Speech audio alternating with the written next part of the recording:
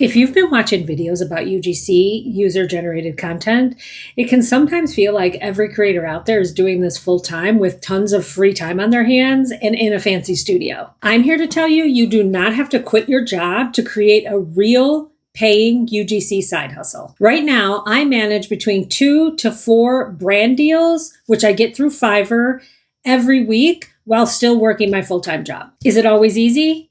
No. Getting off of work to then start doing more work can really be a lot sometimes. But the payoff is earning extra money that directly funds my travel, and my freedom is worth every effort. In this video, I'm going to break down my 5-step system for fitting UGC into a busy schedule without losing your sanity or your weekends. Let's talk about it. Step 1 is actually figuring out how to use the pockets of time that you do have. Because I work full time, my schedule is completely dependent on when products arrive. So I don't have a set filming day like every Wednesday at 10 I start filming. I have to be flexible around products and my work schedule. Once the product arrives, I have to look at my week as a whole and see where are my pockets of time. And a lot of times that winds up being just my lunchtime. During my lunchtime, I can set up the camera and film 2 to 3 quick hook videos along with some product shots and complete all of that before my lunch ends. But if my full-time job takes up my lunch break, then I just have to do it after work. Now, when it comes to editing, I have one rule for myself, and that's I only edit in my comfy chair. I'll grab my laptop, I put on a show, and then I just edit my videos in CapCut. And then it doesn't seem like I'm always working because I'm actually just relaxing. As far as weekends go, I try and keep my weekends free for myself. Now, sometimes the schedule doesn't always allow that. And if I have to do a couple hours on a Saturday or Sunday to finish a job and get it turned in, then I'll do that. But the key thing that I always try to do is just keep it contained so it doesn't feel like the side hustle is taking up all of my free time. Step number 2 is solving the space and setup problem. A lot of comments that I get is that, but I don't have a beautiful aesthetic house and I don't have a dedicated area for filming, but neither do I. I just live in a normal house with limited space. So I picked 2 or 3 key areas that I could film in that's in front of a window so I have some good light. And if I need to, I have to bust out my ring light. One of the biggest things I use for keeping myself organized and then being able to quickly film on lunch is my UGC basket. I keep all of my core tools in here. Tripod, extra chargers, microphones, another charger. This is more of a handheld.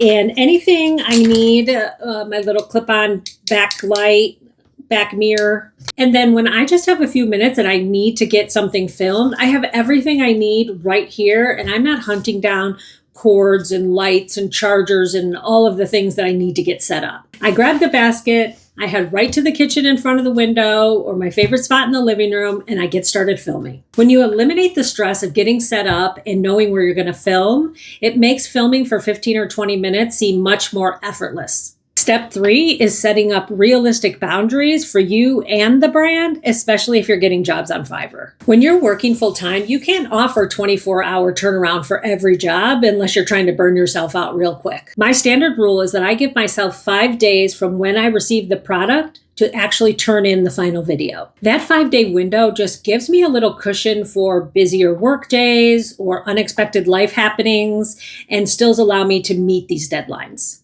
One of the secrets for making brands enjoy working with you is over communication. I keep my clients updated at every single step of the process. When I receive the product, when I'm actually going to start filming, when I'm in editing, and then when I have delivered. Brands really appreciate kind of understanding where their job is in your schedule. It builds trust.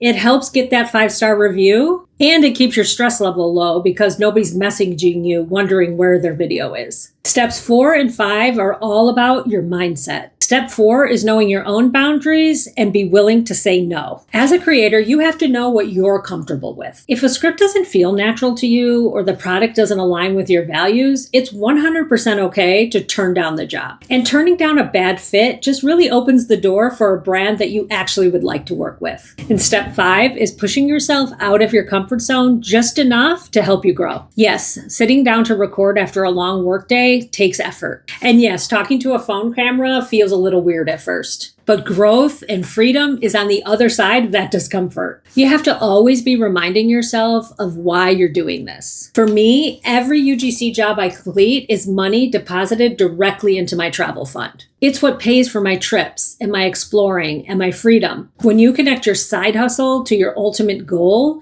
giving up your lunch break suddenly feels empowering and not exhausting. You do not need a fancy studio, 40 hours a week, or expensive equipment to make real income with UGC. You're closer to building your own freedom than you think. You just need a system, a little organization, and the drive to start in the pockets of time you already have. If you want to see the budget tech setup I keep in my filming basket, make sure to check out my UGC tech setup video linked right here. Drop a comment and let me know, what is your biggest pocket of time that you could use to build a side hustle income? Tap that subscribe button and come along with me as I share how a 58-year-old grandma who works full-time, travels solo, and uses UGC as part of a revenue stack to fund this lifestyle. Let's make midlife the adventure we choose. I'll see you in the next wandering video.